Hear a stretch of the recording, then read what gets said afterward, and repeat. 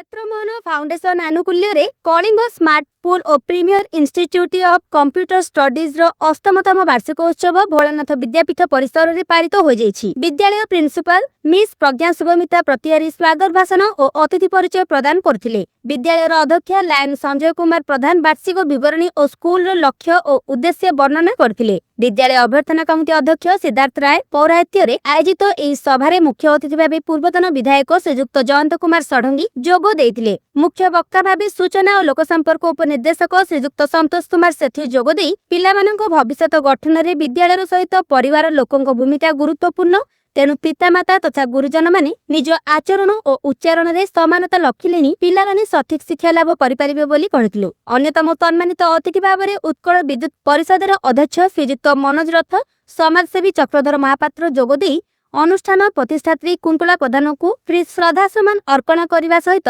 अनुष्ठान उत्तरोत्तर उन्नति कामना करथिले। एही अवसर में ओडिया सिने जगतर वरिष्ठ कलाकार श्रीयुक्त केदार मिश्र कलिंग कला और संस्कृति सम्मान, दि बेल एकलव्य पाठशालार गुरु श्री उमेश चंद्र दास को कलिंग गुरु सम्मान, समाजसेवी संजीत साहू को कलिंग सेवा सम्मान, सकाळ खबर कागजर पुरी ब्यूरो चीफ हेमंत कुमार नायक को कलिंग गणमाध्यम सम्मान, सामाजिक अनुष्ठान हैप्पीनेस फाउंडेशन को कलिंग सेवा सम्मान प्रदान करा जायतिला। छात्र छात्री मानक मध्य विभिन्न प्रतियोगिता करा जायतिला। एही प्रतियोगितार विचारक भावे श्रीयुक्त लोकनाथ सुबुद्धि, श्रीयुक्त सुरजित महापात्र, श्रीमती सस्मिता जेना और लोपामुद्रा करम को मंचरे विचारक भावे सम्मानित करा जायतिला। पृथ्वीराज जेना मंच परिचालन करथिले। अनुष्ठान तरफरु सुकांत कुमार पंडा धन्यवाद अर्पण करथिले। एही उत्सव को विद्यालय संपादक श्री अनिल कुमार साहू, सागरिका प्रधान, ज्ञानजीत सिंह, ऐश्वर्या महांती, लिप्सा महांती, संध्याराणी बारिक, विश्वजीत मिश्र, मंदाकिनी परिडा, सुभस्मिता प्रधान, विप्लव किशोर रथ, विपिन भोई, पीआईसीएस रो छात्र छात्री माने परिचालन करथिले। एही अवसर में विद्यालय छात्र छात्री, शिक्षयित्री और अभिभावक माँ माने रंगारंग सांस्कृतिक कार्यक्रम परिवेशन करथिले। मो नाम अछि संजय कुमार प्रधान, कलिंग स्मार्ट स्कूल रो अध्यक्ष अछि। आज तार वार्षिक उत्सव अष्टमतम वार्षिक उत्सव प्रति वर्ष परि महोत्सव हमर पालन करा होछि। मुख्य उद्देश्य होछि जंदी हमर जन्मदिन करा जाए निजर से स्कूल भी मोर जन्मदिन, तेणु ये जन्मदिन में आमर जितक अभिभावक अच्छा और जितक स्टूडेंट अच्छा छात्र छात्री मैंने बहुत खुशी मनैवाई मास 2 मास है नाच गीत सब शिक्षा दि जाऊँगी आ शिखिक बर्तमान आज ये मंचरे नाचे।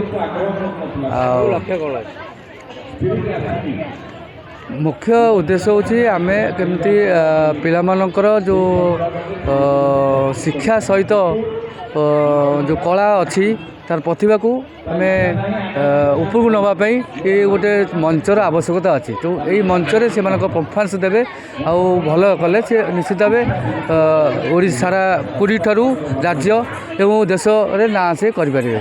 यू पाठ पढ़ु ये मनीष तैयारी कारखाना हूँ विद्यालय, यू पाठ पढ़ु और मनीष हूँ आमर लक्ष्य हो। कलिंग स्मार्ट स्कूल अष्टम वार्षिक उत्सव बड़ा खुशी लगिला पिलामानंकर प्रतिभा चयन एवं तांकर नृत्य गीत संगीत नहीं एवं तांकर गार्डियन माने मध्य बहुत इंस्पायर अच्छी। आम से कथा गोटे कथा जहाँ सबुठा कहूँ आजिकल समय रे बड़ मनीष हवा अपेक्षा भल मनीष हबार आवश्यकता रही। पिलामानंकु यही शिक्षा दि जाऊ, नैतिक शिक्षा से परिवार रे से विद्यालय रे बा शिक्षानुष्ठान रे भल मनीष हबार संकल्प नौ, आचरण एवं उच्चारण भितर समानता रखू। जदि यह हो पार ताले आमर जमी प्राग ऐतिहासिक कालू बा इतिहास आम जमी आम सुनाम रखी भारत वर्षर से भाई आम आम ओडिया संस्कृति पुणी रुद्धिमंत कर।